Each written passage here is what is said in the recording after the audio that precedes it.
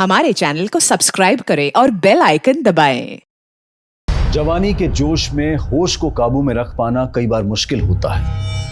Hormonal changes का ये समय हर पल सोच और समझ में बदलाव लाता रहता है। ये बदलाव इतनी रफ्तार के साथ होता है कि अक्सर सही और गलत में अंतर कर पाना मुश्किल हो जाता है।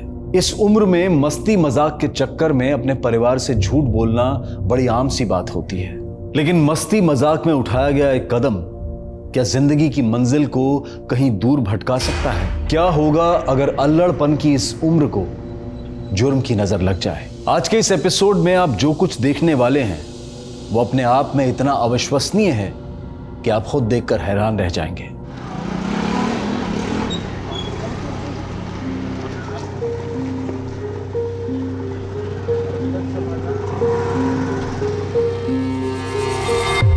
तुम कह रही हो कि करीब 7 दिन पहले तुम्हारे साथ रेप हुआ,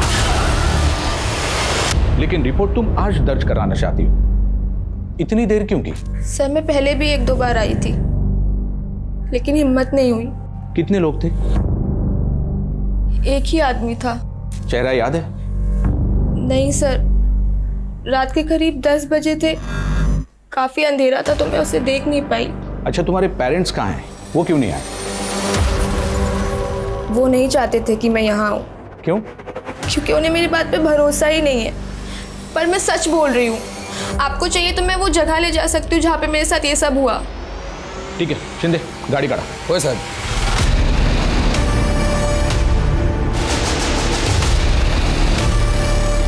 सर शायद यहाँ पे ही। रुको।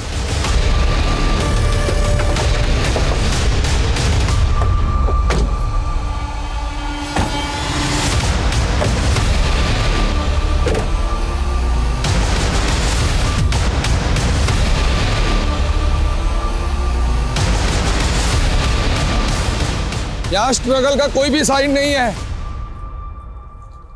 पक्का यही वो जगह है? सर शायद ये वो जगह नहीं है।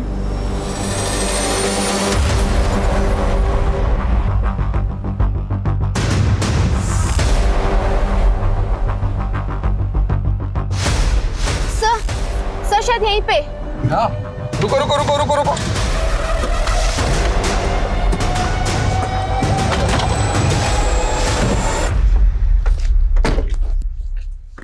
यहाँ हुआ था?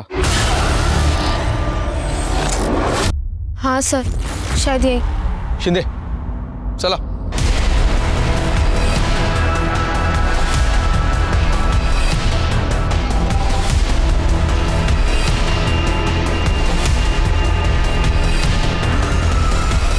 सर, यहाँ भी कुछ नहीं मिला। हिमाली, तुम्हारे साथ कुछ हुआ भी है या तुम बस हमें यहाँ से वहाँ घुमाने लेके आई हो? तुम श्योर हो ये वही जगह है? सर मुझे एग्जैक्टली कुछ याद नहीं आ रहा है। कुछ और डिटेल्स याद है? मुझे बस इतना याद है कि उसके बदन से एक अजीब सी स्मेल आ रही थी, जो स्मेल किसी परफ्यूम की नहीं थी, शायद किसी पेंट की थी। उस रात तुमने जो कपड़े पहने थे वो कहाँ है? संभाल के रखे हैं ना? सर वो कपड़े तो मैंने वॉश कर दिए। वॉश कर दिए? सर आप चाहें तो मेरा टेस्ट करवा सकते हैं, आप लोगों को सच पता चल जाएगा।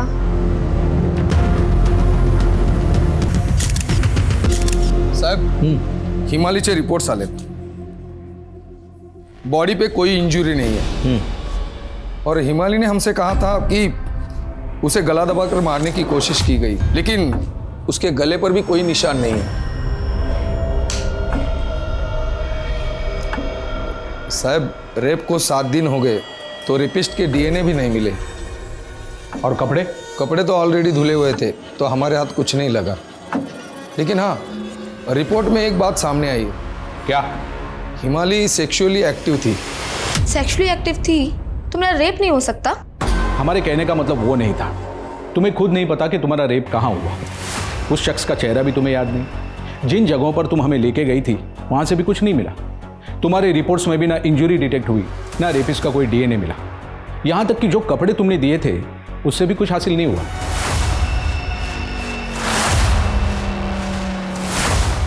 वो मुझे नहीं पता। मुझे सिर्फ इतना पता है कि मुझे इंसाफ चाहिए। जिसके साथ तुम्हारे रिलेशन थे वो कहाँ है? सर, हिमाली मेरी गर्लफ्रेंड है। हेमंत, तुम्हें क्या लगता है कौन कर सकता है उसके साथ ऐसा? सर, पता नहीं।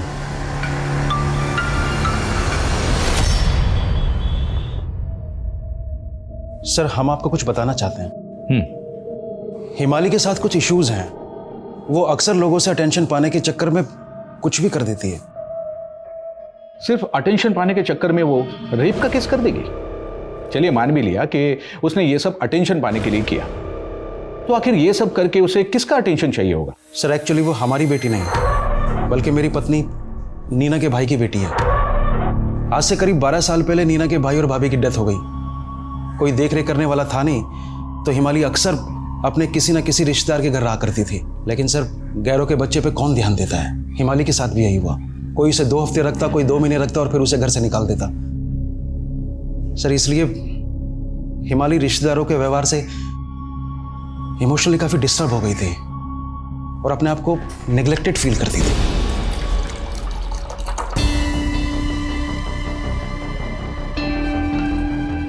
मम्मी, मुझे भी दो ना कोल्ड ड्रिंक। फिर पिएगी, फिर खांसी हो जाएगी तुझे। अभी नहीं मुझे नहीं पता, अभी दो। बेटा, अभी नहीं, मेहमान आए हैं घर पे। अच्छा, मैं ले जा। नहीं नहीं, तू बैठ।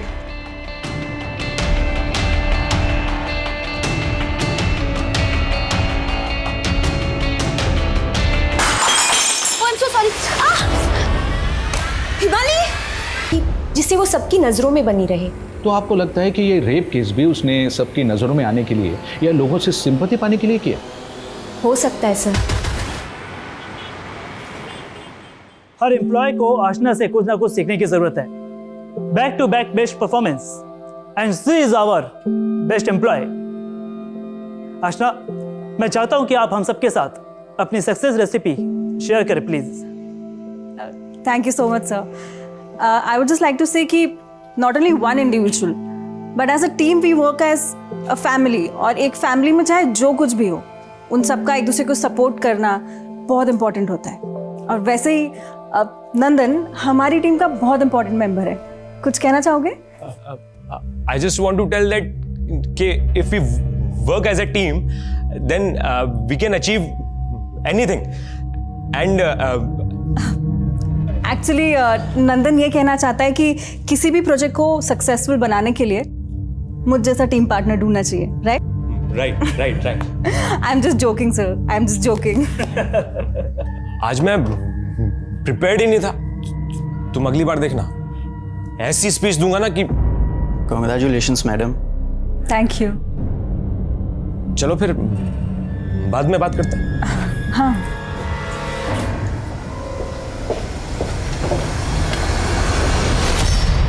बेस्ट एम्प्लॉय नहीं, बेस्ट चोर ऑफ द ईयर का अवार्ड मिलेगा तुझे। मेरे ही आइडिया चुरा के पूरे ऑफिस के सामने क्रेडिट ले लिया। तुम्हारा आइडिया था वो? तुम बस उस टीम का एक हिस्सा थे। हमारा आइडिया था वो। ज्यादा सीधी मत बन। और जो तू ये छम्मक छल्लो बन के सबको अपने आगे पीछे घुमाती है ना, इसलिए सब मेहरबान रहते तेरे पीछे। नंदन, शानू, यहाँ तक कि बॉस भी तेरे पीछे लट्टू है। In your limits.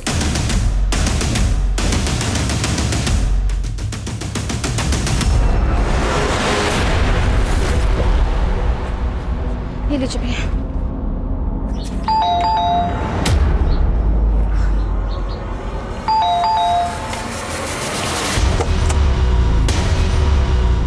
क्या है? तू फोन क्यों नहीं पिक कर रहा है? देख हिमाली, तेरा मेरा कुछ नहीं है। दोबारा कॉल मत करना। यार, ऐसे क्यों बोल रहा है? तुझे पता नहीं है क्या?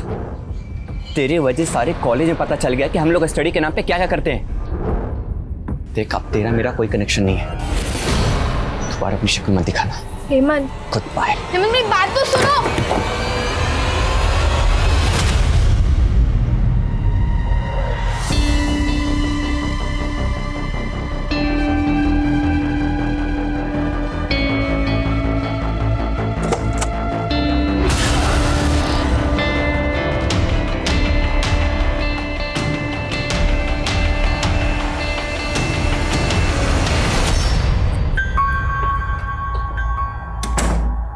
दीदी।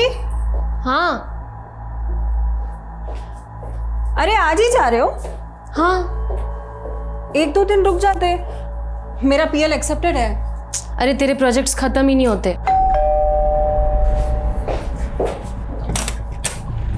तुम तैयार नहीं हुई अभी तक? मैं आज कहीं नहीं जा रही हूँ। तुम्हारा फोन कहाँ है? तुम्हें मुझसे क्या काम था? अंजना का कॉल नहीं लग रहा था तो सोचा तुम्हें कॉल कर दूं। चलो नहीं तो बस छूट जाएगी। बाय, ध्यान रखना। हाँ बाय। दरवाजा लगा लेना ठीक से। ये इतना इरिटेटिंग इंसान है, बॉयफ्रेंड कैसे हो सकता है? अरे आ रहा हूँ भाई, 1 मिनट। अरे बच्चा आ गया, आओ लाओ बैग दे दो मुझे। ले और हाँ, जल्दी जल्दी फ्रेश हो जाओ जी। क्योंकि मुझे पता है तुमने अभी तक कुछ खाया नहीं होगा। आशना नहीं आई? अरे उसका वो प्रोजेक्ट चालू है ना, क्लाइंट अप्रूवल के चक्कर में अटक गई। बोली 2 दिन में आ जाएगी। तो दोनों साथ में ही आ जाते।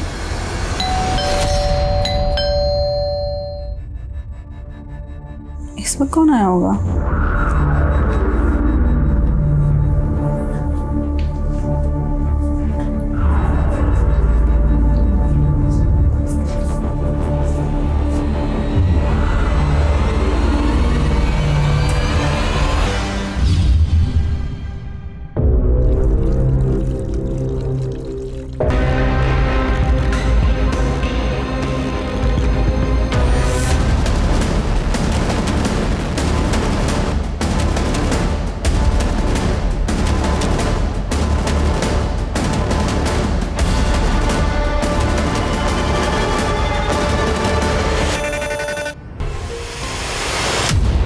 उम्र लगभग 27 साल। सर ये एक मल्टीनेशनल कंपनी के लिए काम करती है। ये और इसकी बड़ी बहन अंजना दोनों इस घर में रहते थे सर। अंजना कल रात कोल्हापुर अपने माँ बाप के घर गई। ये घर पे अकेली थी सर। स्ट्रेंज। अगर इरादा लूट का होता तो वो गोल्ड, कैश, लैपटॉप भी लेकर जाता। चलो मोबाइल का तो समझ में आता है, लेकिन कीमती सामान को छोड़कर वो लड़की के कपड़े क्यों लेकर गया होगा? फोरेंसिक टीम के हाथ लगा कुछ? नहीं सर, अंदर कोई भी फोर्स्ड एंट्री के निशान नहीं है, ना ही हमें कातिल के फिंगरप्रिंट्स मिले। यहाँ तक कि सर हमें घर में कातिल का एक बाल तक नहीं मिला। हो सकता है कातिल लड़की की जान पहचान वाला हो, इसीलिए वो आसानी से अंदर आ गया। और वो ये भी अच्छी तरह से जानता था कि उसको अपने ट्रेसेस कैसे साफ करने हैं। बॉडी को पोस्टमार्टम के लिए भेजो सर।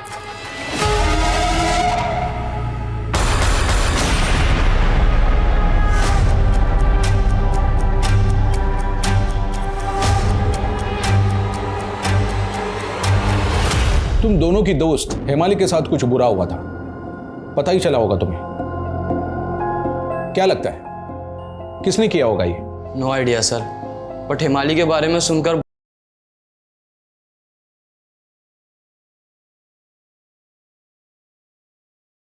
तू बोल सकती है? I don't think so sir.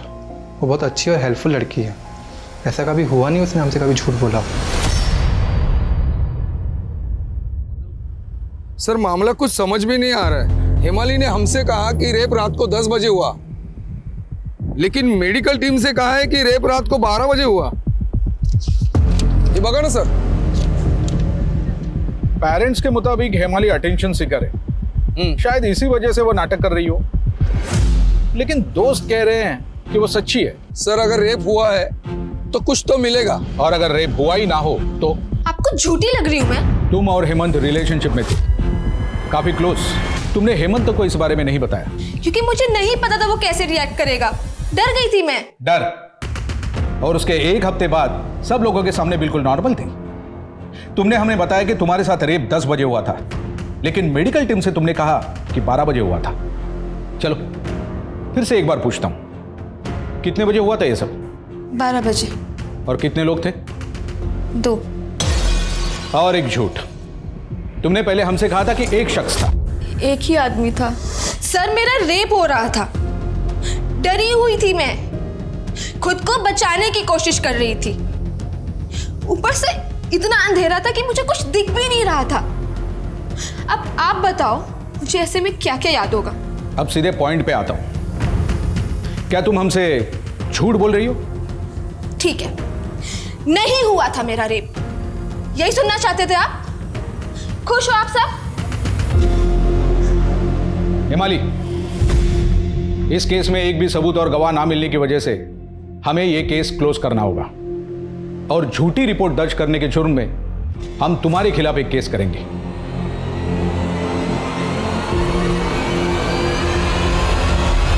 Sir ये इस घर के लैंडलॉर्ड हैं। सबसे पहले बॉडी को इन्होंने ही देखा था। जी सर, मैं मॉर्निंग वॉक के लिए जा रहा था तब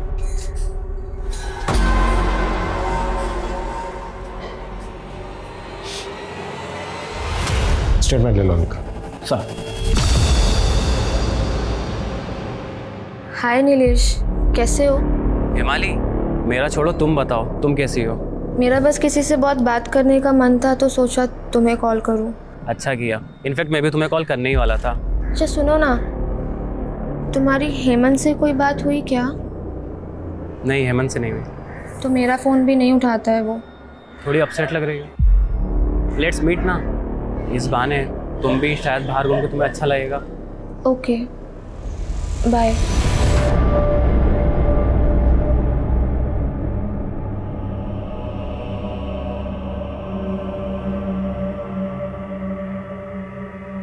किसी पर शक है आपको? मुझे तो कुछ समझ में नहीं आ रहा सर। आप घर से कितने बजे निकली थी? लगभग 5, 5:30 की बस थी मेरी।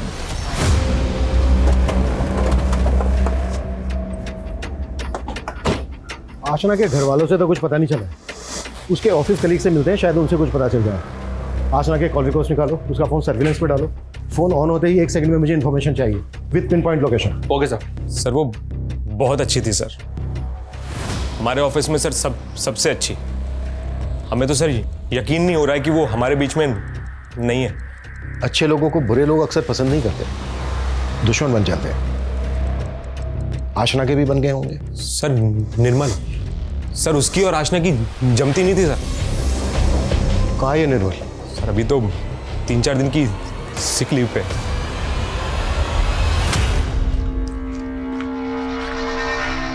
Mango ice cream? तुझे कैसे पता कि मुझे मैंगो आइसक्रीम पसंद है? अब इसमें क्या, अब हम इतने टाइम से दोस्त थे तो इतना तो अंदाजा लगा ही सकता हूँ ना। क्या हुआ, ठीक हो? नीलेश यार, पता नहीं क्यों लेकिन सब लोग मुझे बहुत पीछे छोड़ देते हैं।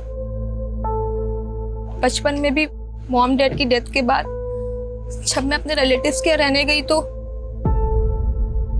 मुझे ऐसे फील होता था कि जैसे मैं कोई बोझ हूं उन पे। मुझे बिल्कुल इम्पोर्टेंस नहीं मिलती थी। इनफैक्ट उन्हें तो मेरा बर्थडे तक याद नहीं था। 2 मार्च, राइट? तुम्हें याद है मेरा बर्थडे? अब मेरे ख्याल से अब चलना चाहिए, टाइम हो गया है। चलो। बैक टू बैक अपने 3 प्रोजेक्ट से बाहर किया था तुझे आशना ने। तेरे ऑफिस के लोगों से बात की हमने, उनका कहना कि आशना के साथ तेरी बनती नहीं थी। सर इतनी सी छोटी सी बात के लिए मैं उसका खून करूंगा? हम लोग अगले प्रोजेक्ट में साथ में काम करने वाले थे। पर वो अगला प्रोजेक्ट कभी आशना की जिंदगी में आया ही नहीं। सर मेरा विश्वास कीजिए, मैंने कुछ नहीं किया है।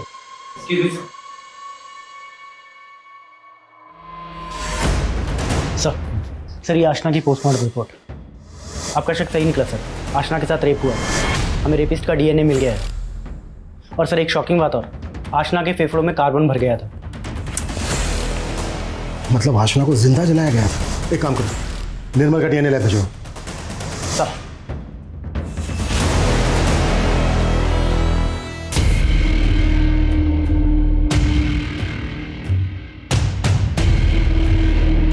सर आशना का फोन इस वक्त ऑन है और जीपीएस लोकेशन लाइव अवेलेबल है। Move sir.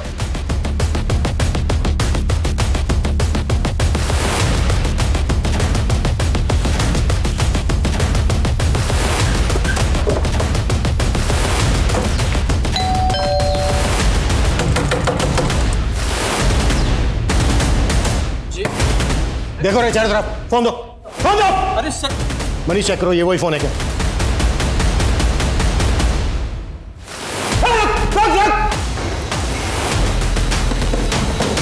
अरे सर रुकिए सर, सर रुको सर प्लीज। क्या कर रहे हैं?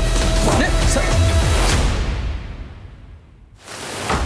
अरे सर चुप क्या रहा है? सर छोड़िए, सर छोड़िए, सर छोड़िए उसे, उसकी हालत तो देखिए प्लीज।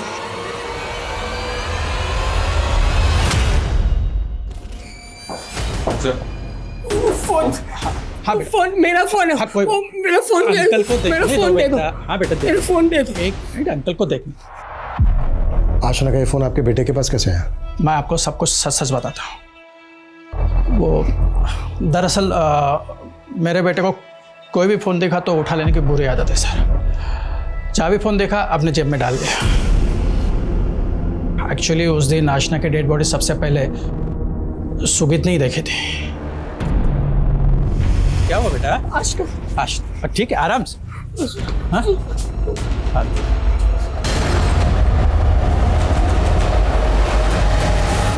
सुगीत, आशना को तो तुम अच्छी तरह से जानते थे ना?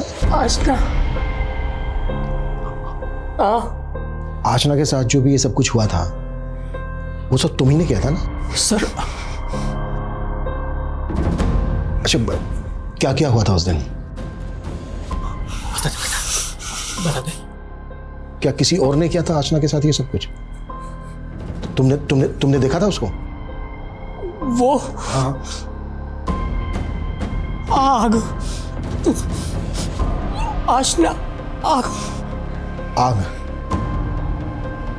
हमें आपके बेटे का डीएनए सैंपल लेना होगा। Sir sorry, please try to understand. ठीक है। कुछ दिनों बाद तुम वापस घर आ जाना, जब मैं वापस आ जाऊंगी। चैतन्य घर में अकेले तुम्हारे साथ रहने में कंफर्टेबल नहीं है। क्यों? आपको लगता है मैं उन पे फेक रेप केस कर दूंगी? ऐसा नहीं है, लेकिन तुम समझो, मैं जल्दी वापस आ जाऊंगी। बस कुछ ही दिनों की बात है।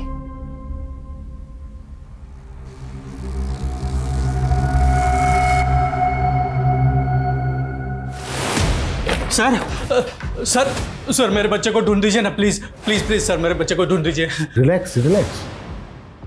क्या हुआ? कहाँ गया आपका? कल शाम को आप लोगों के जाने के बाद से ही वो गायब है। आप जाइए घर, हम ढूंढेंगे। पॉसिबल है सुगीत इसमें इन्वॉल्व। उसका बाप उसे बचाने के लिए कहीं छिपा कर ये सब ड्रामा कर रहा हो। एक काम करो, अपना खबरी नेटवर्क एक्टिव करो, शायद कुछ हाथ लगे। अच्छा सर, ये आशना 27 साल की है, यंग है, तो हो सकता है कोई लव एंगल। सीबीआई से ऐसा कुछ पता तो नहीं चल रहा है। एक काम करते हैं, आशना के ऑफिस चलते हैं, उसके दोस्तों उसके साथ काम करने वालों को दोबारा से टटोलते हैं, शायद उन्हें कुछ पता हो। सर, आशना और शानू एक दूसरे को डेट कर रहे थे सर। तो ये बात तुमने हमसे पहले क्यों नहीं बताई? उस वक्त दिमाग में ही नहीं आया सर। कहाँ है शानू? आशना की डेथ के बाद उसने ऑफिस छोड़ दिया सर।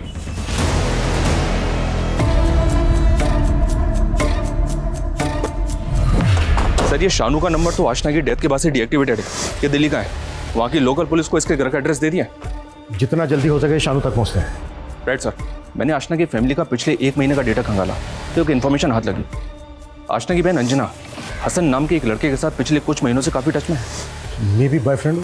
लेकिन सर, ये हसन आशना को भी कॉल और मैसेज करता था, और जिस रोज़ आशना का मर्डर हुआ उस शाम को भी इसने आशना को कॉल और मैसेज किया था। और चौंकाने वाली बात तो यह सर कि आशना की ब्लॉक लिस्ट में मुझे इस हसन का नंबर मिला है। तो अगर उस शाम को इसने आशना को कॉल और मैसेज किया था, तो जाहिर सी बात है कि उस शाम के बाद से ही आशना ने इसका नंबर ब्लॉक किया होगा, जिसके कुछ घंटों बाद आशना के साथ रेप और मर्डर हुआ था। काफी अजीब है, आशना की बहन का बॉयफ्रेंड आशना को इतनी बार कॉल और मैसेज क्यों करेगा? और एक बात सर, जिस रोज आशना का मर्डर हुआ उस शाम को तकरीबन 5 बजे के आसपास हसन का फोन आशना के घर के एरिया में एक्टिव था, और उसके बाद रात 11 बजे तक इसकी सेल लोकेशन चेंज होती रही है। मैं भी ट्रैवल कर रहा हो सकता है सर। और रात को 11 से 1 बजे के बीच इसका फोन कोल्हापुर में एक्टिव था। कोल्हापुर, जहां पर आशना के माँ बाप रहते हैं? जी हाँ सर। बुलाओ इस हसन को, उसने ये लॉन्ग ड्राइव पर कोल्हापुर ही क्यों गया था?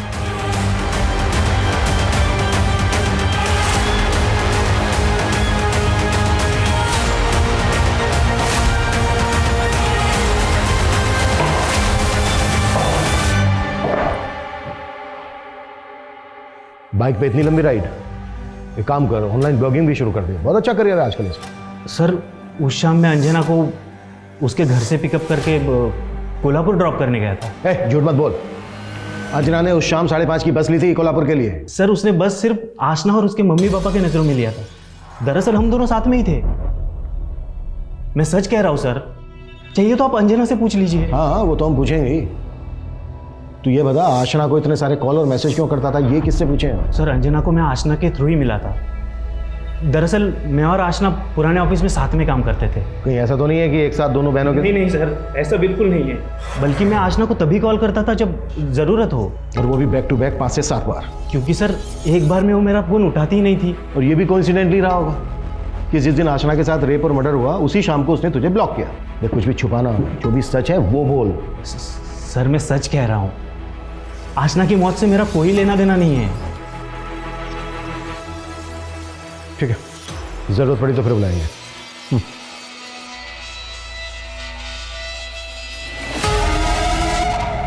आशना के घर के एरिया का नंबर डेटा निकलवा।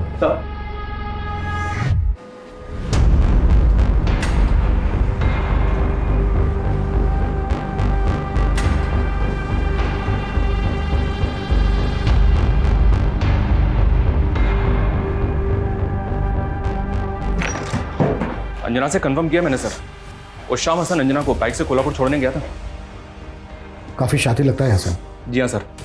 जब मैंने आशना के घर के आसपास के एरिया का डम डेटा स्टडी किया तो पता चला कि शानू का फ़ोन भी उस शाम आशना के घर के एरिया में एक्टिव था। सर ये अंजना हसन के साथ घर से निकली तकरीबन 5 बजे के आसपास, और ये शानू रात को 8 बजे आशना के घर पहुंच गया, जिसके बाद उसका फ़ोन स्विच ऑफ हो गया और उसके बाद ठीक 12 बजे उसके अपने घर पर ऑन हुआ। हो सकता है सर ये शानू इस कांड में शामिल है और इसी वजह से वो पुणे छोड़ के भाग गया। दिल्ली पुलिस की क्या अपडेट है, कब तक मिल रहा है शानू? जैसे प्लान किया है वैसे ही करते हैं। एक बार प्रैक्टिस कर लेते हैं। आप मुझे जज मान करके मेरे सामने बोलिए। मैं बचपन से ही अकेली रही हूँ। उस रात मेरे साथ कुछ भी नहीं हुआ था। बस लोगों की सिंपैथी पाने के लिए मैंने एक झूठी रेप की स्टोरी बनाई थी। And I am sorry for that. Perfect. मैं एक डेट ले लेता हूँ, जल्द से जल्द इस मामले को निपटाया जाए।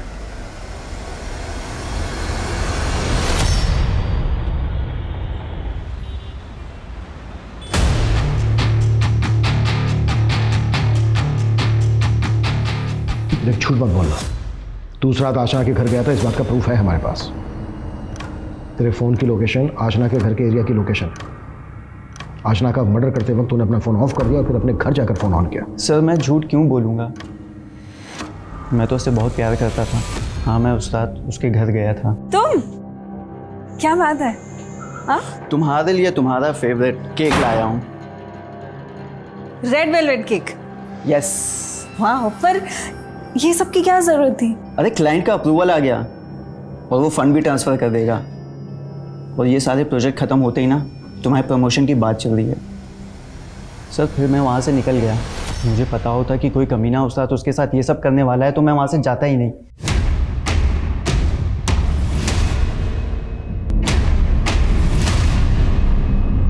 सर आशना की डेड बॉडी से मिले डीएनए सैंपल हमारे किसी भी सस्पेक्ट से मैच नहीं हो रहे हैं। ऐसा लग रहा है जैसे हम लोग किसी डेड एंड पे पहुंच गए। मनीष, इस केस में अब तक हमने आशना के आसपास के लोगों के पर्सनल मोटिव तलाशे। ये भी तो हो सकता है ये कोई रैंडम क्राइम हो।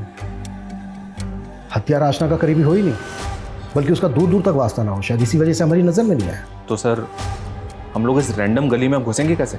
अब तक हमने सस्पेक्ट्स के डीएनए आशना के शरीर पे मिले डीएनए से मैच करवाए। नेशनल क्राइम रिकॉर्ड ब्यूरो के डेटा से सिमिलर केसेस निकालो, उनका डीएनए आशना के शरीर पे मिले डीएनए से मैच करवाओ, शायद कुछ हाथ लग जाए। Okay sir. मनीष, एक टीम बनाओ ये पता करने के लिए कि इस केस से पहले या इस केस के आसपास कोई शख्स गायब हुआ है। Okay sir.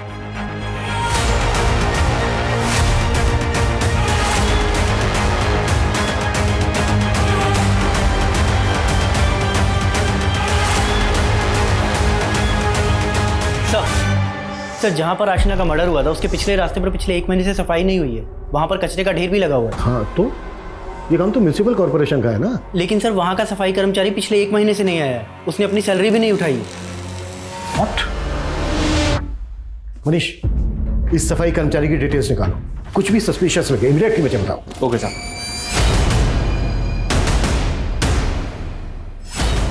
सर हम अपने वर्कर का पूरा रिकॉर्ड रखते हैं। उसका नाम उमेश था।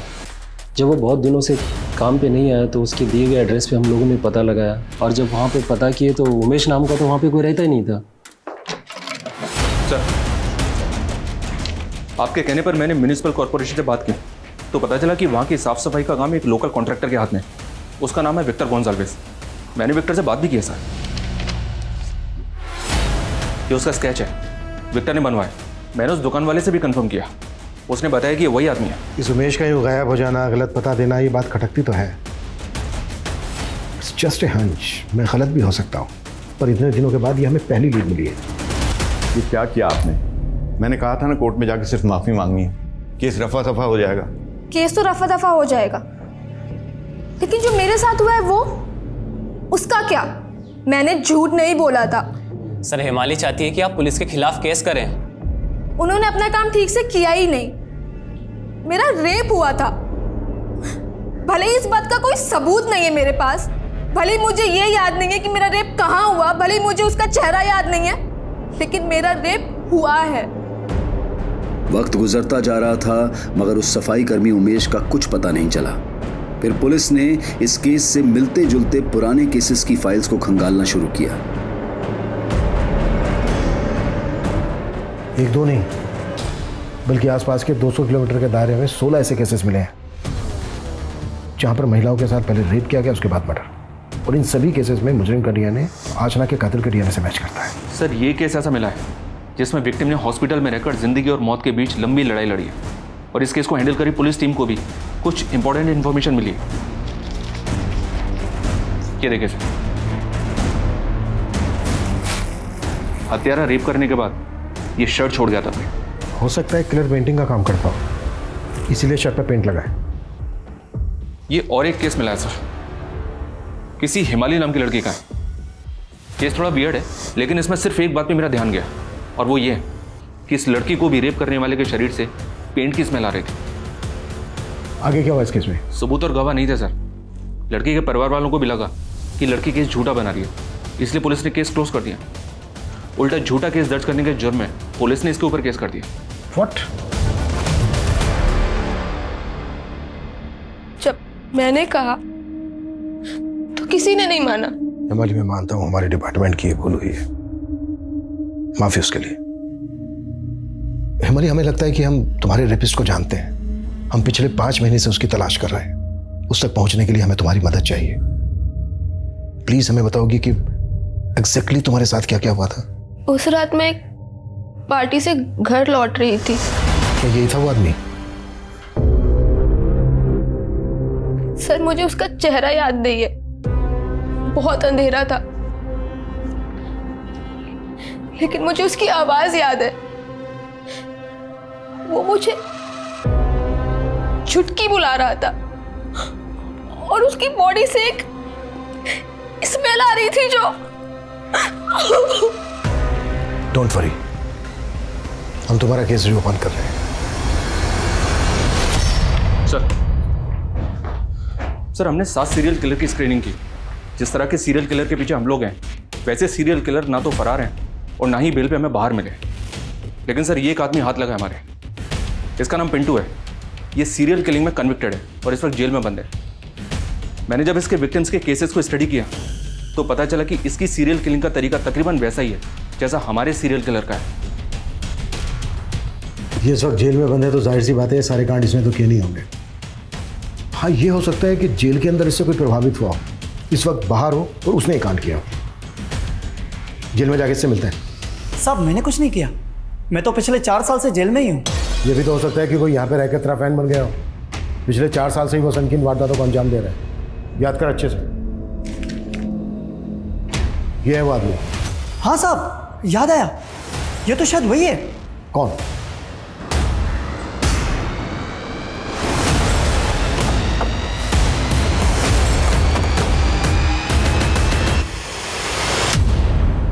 हाँ साहब, ये मेरा ही बेटा है, लेकिन काफी वक्त से मिला नहीं। फोन किया था इसने आपको? नहीं साहब, कभी नहीं। इनका फोन भी सर्विलेंस पे डालो, हो सकता है हमसे झूठ बोल रहे हो। Okay sir. सर, हरीश की मां को पनवेल के एक नंबर से बैक टू बैक 3 कॉल्स आए। ये देखो, कल रात पनवेल में निराली नाम की लड़की के साथ सेम आशना की तरह रेप और मर्डर हुआ है। इससे पहले कि वो पनवेल से निकल जाए, पनवेल पुलिस से कांटेक्ट करो, उनसे कहो कि उसे ढूंढे और उठा ले, और जो नंबर तुम बता रहे हो शेयर करो उनके साथ। क्विक। Okay sir.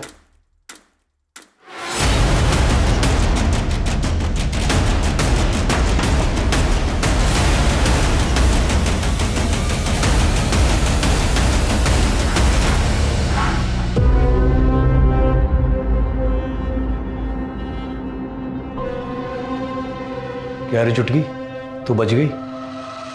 मेरे को लगा तेरी लाश भी नहीं मिलेगी किसी को। तेरी वजह से मुझ पे किसी ने भी भरोसा नहीं किया। तेरी वजह से मुझसे सबने मुंह मोड़ लिया, सबने।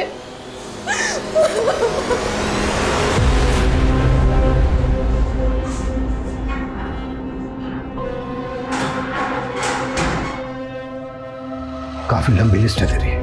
अपन पूछता है क्यों नहीं साहब? वैसे आप छोड़ो, आप नहीं समझोगे, आप शौकीन नहीं लगते ना मेरे को। पकड़े नहीं जा रहे थे अपन साहब। औरतों की खुशबू ना मेरे दिमाग को बहुत अच्छी लगती थी। अपन उसके कपड़े के साथ उसका डीओ भी लेकर आए। अपने में से तो पूरे दिन बस पेंट की बदबू आती थी। 24 घंटे पेंट की बदबू सूंघ सूंघ के दिमाग फट गया था साहब। औरतों के परफ्यूम की खुशबू आती थी ना, तो अपन उनके पीछे पीछे चलने लगते। भाग नहीं रहा है, डरो नहीं साहब। अब तक कितनी औरतों के साथ किया ये सब तूने? कल हाफ सेंचुरी का भी हाफ सेंचुरी, बोले तो 25। कपड़े क्यों लेके जाता था मुझे? वो तो अपन का प्राइस था ना सर। अपन जब भी उसको सूंघता था फिर से वही वक्त ताज़ा हो जाता था, वही औरतें, वही खुशबू। फिर मेरे को लगता था दूसरे प्राइस के लिए आगे बढ़ो। ऐसा करके अपन मारता चला गया सब। अब मैं तुझे तेरी जिंदगी का सबसे बड़ा प्राइस दिलवाऊंगा, तेरा last price, death penalty price. Harish इस वक्त जुडिशियल कस्टडी में। अगर कोई भी इंसान इस तरह अपने दिमाग में कूड़ा इकट्ठा करता जाए तो धीरे धीरे उसकी बू समाज में फैलने लगती है। हरीश के इस मानसिक विकार की वजह से कई महिलाओं को अपनी जान गंवानी पड़ी है। हिमाली के ऊपर अब लोगों का भरोसा बढ़ा है, लोगों ने उसे अपनाना शुरू किया है, लेकिन शायद हेमाली अब आजीवन किसी और पर भरोसा न कर पाए। शायद हमारा समाज उसके भरोसे के लायक है ही नहीं। जिस लड़ाई में उसे सबका समर्थन मिलना चाहिए था, उस लड़ाई में उसे ही झूठा करार दे दिया गया। ये बहुत जरूरी है कि महिलाओं के साथ होने वाले छोटे से छोटे हादसों को भी नजरअंदाज न किया जाए। हर महिला को यह हक है कि वो इस समाज में सुरक्षित महसूस करे, और उन्हें ऐसा समाज देना हम सबकी जिम्मेदारी है। अब मैं अनूप सोनी आपसे विदा लेता हूं। फिर मुलाकात होगी क्राइम पेट्रोल सतर्क में एक और नए केस के साथ। तब तक अपना और अपने परिवार का ख्याल रखें, सतर्क रहें, सुरक्षित रहें और देखते रहें क्राइम पेट्रोल सतर्क। जय Hind. For more updates, subscribe to our channel, click the show links and enjoy watching the videos.